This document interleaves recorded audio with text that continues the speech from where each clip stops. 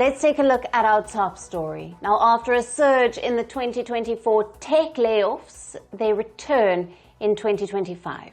The industry has kicked off the new year with significant layoffs after Microsoft. It is now Meta. Mark Zuckerberg is cutting back on the Meta headcount. The Facebook and Instagram parent company is set to cut its global workforce by 5%. That's around 3,600 employees. The company is looking to drop low performers faster.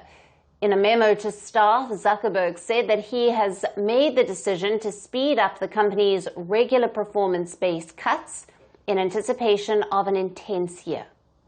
Meta, which employs about 72,000 people globally, did not say how the cuts would be distributed around the world.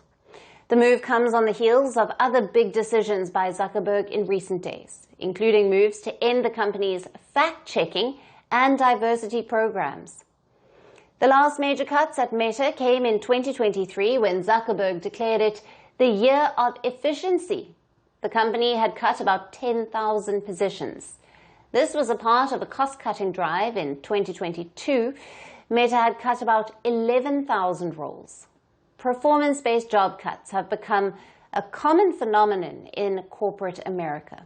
Last week, Microsoft also announced performance-based layoffs. It said that the cuts would affect less than 1% of its global workforce of 228,000 employees.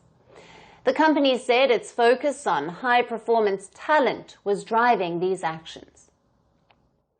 In 2023, Microsoft cut around 10,000 jobs, representing about 5% of its workforce.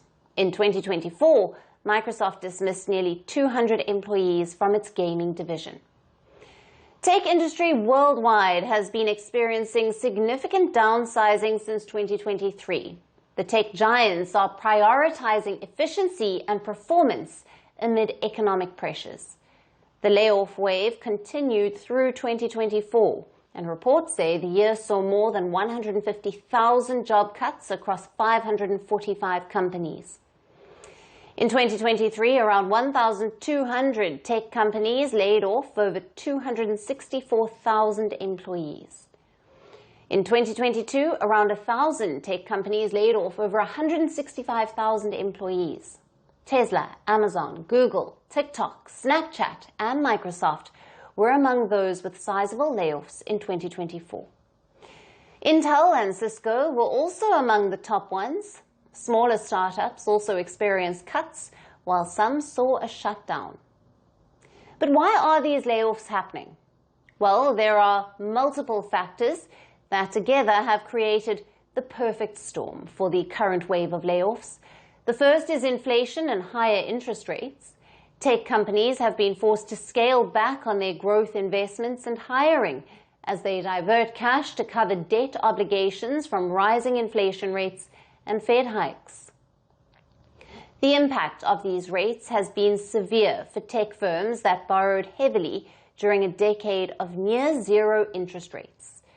Now, the second is economic downturn and recession fears. The U.S. economy remains on shaky ground, further complicated by the return of Donald Trump. Recession fears have been fueled by government debt concerns, geopolitical tensions in Ukraine and West Asia, and the lingering effects of the pandemic. The third is artificial intelligence factor. AI is creating both opportunities and threats. While it promises to create new jobs, it also probes high risk to those who fail to adapt. Now, the fourth is overhiring during the pandemic. Many firms like Meta nearly doubled their workforce during the pandemic, only to find themselves overstaffed as the world reopened. During the pandemic, tech companies were driven by the belief that the surge in digital demand would be permanent. Now these companies are urgently correcting course. Significant layoffs in the tech sector in the US also have an impact on the Indian H-1B visa holders. With stricter visa regulations and soaring application fee, these workers are starting to stare at a precarious situation and are facing mounting challenges. A World Economic Forum report called The Future of Jobs has also made doomsday predictions. The report, which is released every year, says that by the year 2030, 41% of employers will downsize their workforce and 92 million jobs will be lost across the world. As we navigate these challenges, there are several crucial questions about the future of tech jobs. Can upskilling help you save your job? Will the tech industry return to its previous growth trajectory? Can the companies better support their employees in these turbulent times? Now, for more on this, we have with us economist and geopolitical strategist Mark Brolin, who is joining us live from London. Welcome to Firstpost. Thank you.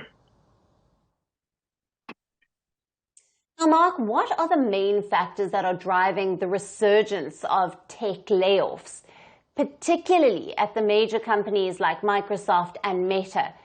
And how do these compare to previous years? Well, I think compared to previous years, it's still a hefty number, but it's less than during the correction following the pandemic you mentioned before. And I think you mentioned already many of the sort of short-term cycle factors like inflation, interest rates, overhiring following the pandemic. And we also have a few long-term, quite interesting business cycle changes, which are, I think we can talk about two big ones, economic ones, and two political ones. The first one is that these companies, especially the ones you mentioned, like Meta and Microsoft, they are entering a new phase. You could call it a more mature phase, where you're prioritizing profitability over growth. They have been expanding for so many years, and the investors, shareholders, haven't been so interested in recapturing the money so far. But now they are facing pressure to actually to give back to shareholders. So they have to do these performance checks. So that's one factor which I think is quite important. Another second factor, you also touched upon this or talked about it quite a bit, is that what's happening now is reflecting a natural shift, and top talent is much more in demand, and some of AI is actually automizing some of the coding jobs, for example. So as some jobs are lost, others will be created. So I think that's one. And then we have the political thing. I think we're entering now with the Trump administration, we're entering a performance era. Musk and Douche, the Department of Government Efficiency, I think they are the symbols of all this. And I think this is also reflected in what's happening. You couldn't use some of the words that Mark Zuckerberg is using, for example, performance-related and weeding out poor performance. That's not that kind of language hasn't been used as much during the Biden years. But now we are going to see much more those kind of terms. So that's one political factor. And I think that the fourth and factor in this respect is that the timing of all this, many are now trying to score points with the Trump administration, and the layoffs are happening right before he comes in, and he would probably feel insulted if they start layoffs after he is installed. So they do it right before that, so to avoid that insult. Right, and Mark, how might these layoffs impact the Indian tech workforce in the US, many of whom are on the H-1B visas? And what options do they have in terms of navigating the visa challenges if they lose their jobs? Well, it might be tricky since, again, Trump, his administration have been saying that they're going to prioritize jobs for Americans. But there is a grace period for 60 days, and if you can find a job within that grace period, then you're fine. And you also have some sort of, there is loopholes, and you can in special circumstances get extensions, and you can change visa status, so you can get student visa, tourist visa, things like that. But I mean, if you're laid off and having that visa status, it will be, I mean, it will be uncertainty, certainly. And given the current trends, do you see this as a short-term correction in the tech industry, or could this indicate deeper structural issues? How might these layoffs reshape the global tech talent ecosystem? Yeah, that's a great question, and I think that's an area we're going to discuss a lot over the coming years. I think what's happening now is just the start of a continuous evolvement within the AI industry. It's shape-shifting so much, and nobody really will really know what's going to happen. So I think we will. You mentioned the figure before: 92 million jobs will be lost, and that might be right. The people coming up with that figure, but I think many other jobs will be coming into play, will be created. So I think that there's a shape shifting. It might be a good one in many ways because many people will have more interesting jobs, and the pros and cons are sort of uncertain. But I think we will absolutely see continuous involvement for years to come.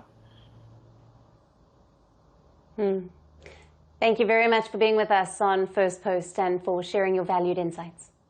Pleasure. Thank you. From breaking news to the day's biggest controversies,